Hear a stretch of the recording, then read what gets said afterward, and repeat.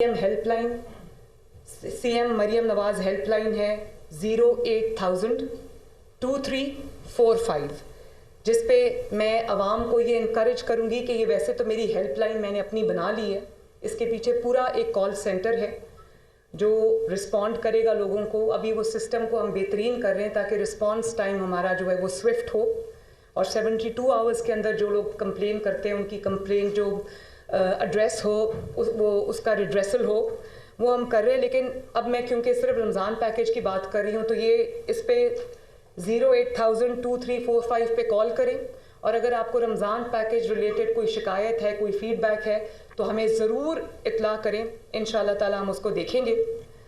इसके अलावा जो हर डिस्ट्रिक्ट के अंदर रमज़ान बाज़ार लग रहा है, ये इसके अलावा है तो एक रमज़ान बाज़ार भी लगे जिसमें रियायती नरखों पे जो आवाम को जो जाना चाहे उसको वो चीज़ अवेलेबल होगी। और इससे रिलेटेड जो रमज़ान उल मुबारक से रिलेटेड या ये जनरली भी प्राइस कंट्रोल पे इस वक्त मेरी पूरी तवज्जो है। लेकिन अफसोस के साथ मुझे ये कहना पड़ता है, जैसे मैंने कहा कि गवर्नेंस मॉडल में सीरियस फ्लॉज हैं। इस वक्त कोई प्राइस कंट्रोल का फुल फ्लेज डिपार्टमेंट नहीं है पंजाब हुकूमत के पास। अगर पंजाब के पास नहीं है तो बाकियों के पास तो बिल्कुल भी नहीं होगा। और अभी अगर किसी को कोई हाई प्रेशर टाइम आता है, फॉर एग्जांपल रमज़ान आता है, तो जो आपका चीफ मिनिस्टर है उसको होता है कि जी प्राइस कंट्रोल को देखना चाहिए, हाइक्स होती हैं, तो डिस्ट्रिक्ट एडमिनिस्ट्रेशंस इधर उधर से टीम्स इकट्ठी करके उनको कहती हैं जाओ जाके प्राइस कंट्रोल करो। तो ये एक बहुत सुपरफिशियल और शॉर्ट लिव्ड फिनोमिना है जिसको हमने 4 हफ्ते महीने के और 12 महीने साल के ये सिस्टम इन प्लेस होना चाहिए। इंडिपेंडेंट सिस्टम होना चाहिए जो प्राइसेस को इंश्योर करे कि जो रेट लिस्ट है उसके ऊपर 1 रुपया भी कोई फालतू आवाम से ना ले।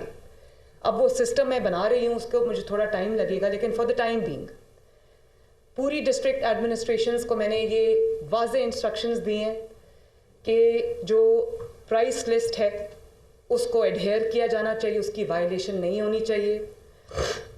सबको हमने ये टास्क दिया है। सिर्फ कल 46,000 रेड्स हुए हैं और 4.2 मिलियन के जुर्माने हुए हैं और 133 FIRs हुई हैं, 236 अरेस्ट हुए हैं।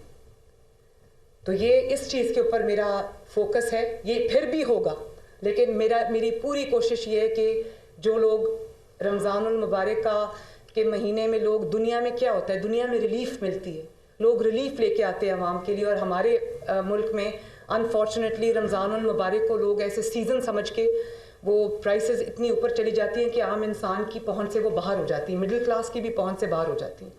तो मेरी पूरी कोशिश ये होगी कि हम एग्जिस्टिंग सिस्टम के साथ हम जितनी प्राइस कंट्रोल कर सकें, मैनेजमेंट कर सकें, वो हम करेंगे। इसके ऊपर मेरी ज़ीरो टॉलरेंस है। ये सख्त इंस्ट्रक्शंस जो हैं वो इनको दे दी हुई हैं।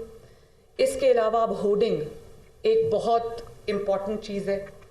उस पे भी जो होर्डिंग करेगा उस पे फ़ाइन भी होंगे और उसको अरेस्ट भी किया जाएगा। बिल्कुल इस पे मैं सख्ती के साथ पेश आऊँगी, क्योंकि अवाम के मुंह में जाने वाला निवाला अगर किसी और के मुंह में गया तो ये मैं होने नहीं दूंगी। और इसके लिए मैं ये अपील भी करना चाहती हूँ जिन लोगों के पंजाब में जो भी स्टोरेज फैसिलिटीज़ हैं, जो भी गोदाम है लोगों के जहाँ पे वो चीज़ें स्टोर करते हैं, उनको अपनी डिस्ट्रिक्ट एडमिनिस्ट्रेशन के साथ रजिस्टर कराएं ताकि वो होर्डिंग का एक पॉइंट तस्वर ना हो।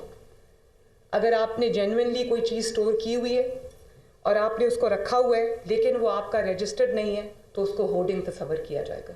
मैं नहीं चाहती कि कोई होर्डिंग नहीं कर रहा लेकिन वो रजिस्टर्ड नहीं है तो उसका जो स्टोरेज पॉइंट है या उसका जो स्टोरेज फैसिलिटी है या उसका गोदाम है उस पर खामखा छापा हो, रेड हो और उसको जहमत का सामना करना पड़े और वो होर्डर ना हो। तो मैं ये अगले 3 दिन के अंदर काइंडली अपने आप को जाके डिस्ट्रिक्ट एडमिनिस्ट्रेशन के साथ रजिस्टर कराएं ताकि आप छापों से बच सकें। Unidentified storage places would be considered as hoarding. फिर मैं ये कहूँगी इस पे मेरी ज़ीरो टॉलरेंस है और इसमें अरेस्ट भी होंगे, इसमें सज़ा भी मिलेगी। तो इसके लिए जो है वो उसको जहमत से बचाने के लिए इसको एक वार्निंग भी समझें और अपने आप को रजिस्टर कराएं। और जो होर्डर्स हैं उनको भी मैं ये वार्निंग दे रही हूँ कि अगर आवाम के मुंह से निवाला छीनने की कोशिश की तो मैं बहुत सख्ती से पेश आऊँगी। बहुत बहुत शुक्रिया। इसके अगर कोई इस सिलसिले में आपका कोई सवाल है तो बताइए।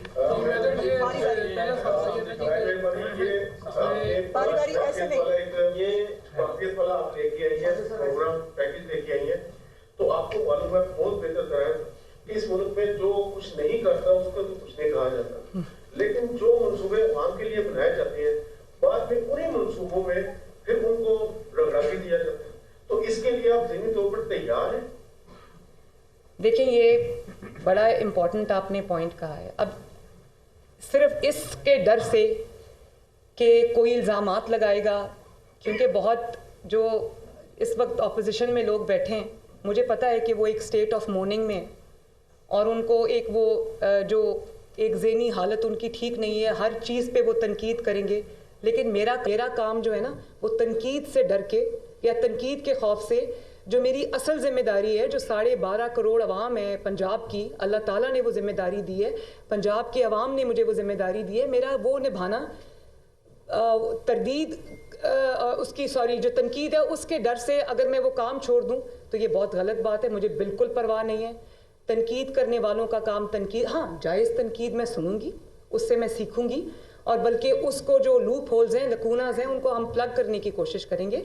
तनकीद बराए तनकीद मेरी नज़र में एक हारा हुआ माइंडसेट है। उनका काम इंतशार फैलाना है, उनका काम खिदमत से रोकना है, उनका काम लड़ाई झगड़ा है, उनका काम पोलराइजेशन है, उनका काम घेराव जलाओ है। तो मैं उनको ये कह देना चाहती हूँ कि आपने जो करना है वो करें, उस पर भी मेरी ज़ीरो टॉलरेंस है। अगर आपने अमनो अमान की कोई सिचुएशन क्रिएट करने की कोशिश की, लॉ एंड ऑर्डर की कोई सिचुएशन क्रिएट करने की कोशिश की, सियासत की आड़ में अगर आपने अवाम के लिए कोई मुश्किलात पैदा करने की कोशिश की और ये जो लूजर्स माइंडसेट है उसको अगर हम पर इम्पोज करने की कोशिश की, तो आई विल बी रूथलेस।